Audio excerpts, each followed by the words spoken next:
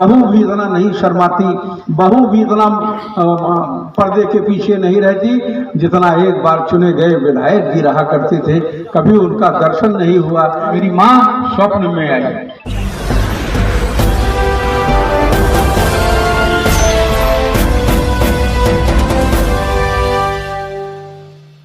कुछ चीजें हम पूरी करते हैं, कुछ नहीं कर पाते। ये निरंतर एक प्रक्रिया है विकास की। इसलिए पट्टी को बहुत कुछ नहीं बताना है।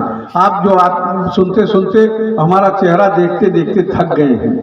आपको लगता है कि हर चुनाव में ही मोती सिंह आ जाते हैं, कोई चेहरा बदले तो एक बार तो बदल गया था 156 नोट से, देखा कितना सुंदर चेहरा था। बहू भी इतना नहीं शर्माती, बहू भी इतना पर्दे के पीछे नहीं रहती जितना एक बार चुने गए विधायक जी रहा करते थे। कभी उनका दर्शन नहीं हुआ। किसी को वो पहचानते नहीं थे, किसी को वो जानते नहीं थे। अरे मोती सिंह का गुनाह इतना है कि इस भीड़ में जितने बैठे हैं 90% लोगों का नाम तो मैं बता सकता हूँ। मुझे ये मालूम है किसका पांव छूना है, मुझे ये मालूम है कि किससे प्रणाम करना है, मुझे ये मालूम है कि किसके लिए क्या करना है, ये मुझे मालूम है ना। तो जहाँ जाता हूँ मुझे बड़ा शर्म का अनुभव होता है जब ये बताता हूँ कि 1500 वोट से पट्टी से जीता। लोग कहते हैं कि पट्टी के विधायक 1500 वोट से जीतते हैं, जहाँ के लिए पूरी सरकार लुट जाती है। लेकिन जिस दिन मेरा मन ये हुआ उस दिन सारी रात प्रिंसिपल साहब मुझे नींद नहीं है, मुझे सपना आता रहा। उठ के बैठा 4 साढ़े 4 बजे, मेरे मन में एक बात आई, लगता है कि मेरी माँ स्वप्न में आई, जिसने कहा कि बेटा इस कोख की पवित्रता पर कहीं दाग मत लगने देना। अगर तुम अपनी माँ नहीं बदल सकते, जन्म की माँ नहीं बदल सकते, तो कर्म की माँ पट्टी को अपने स्वार्थ में बदलना चाहते हो, इसे मत बदलना। ये मेरी माँ ने कहा मुझसे, सपने में उसने कहा।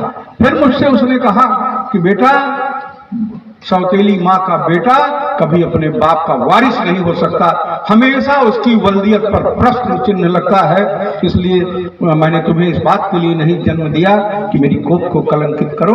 उसी दिन कान पकड़ा और सुबह जब उठा तो प्रायश्चित के रूप में माँ बेला देवी की याचना की कि माँ ये ठुकराएंगे तो इनके चरण में रहूंगा, ये आगे बढ़ाएंगे तो इनके चरण में रहूंगा।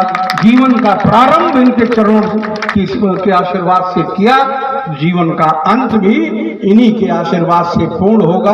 मैं ऐसी गलती नहीं करूंगा। मेरा मन बदला। इसलिए अब तो मेरी 68वें वर्ष में हूँ, 75 वर्ष तक ही बीजेपी अनुमति देती है। मेरे शरीर का ये आखिरी चुनाव है। अगर बीजेपी हुक्म देगी और आप लोगों की कृपा रहेगी, चाहेंगे आप तो लखनऊ नजदीक रहेगा, चुनाव में जिता देंगे तो जीवन के इस अंतिम चुनाव में फिर लखनऊ जाऊंगा, विधानसभा का सेवक बनूंगा।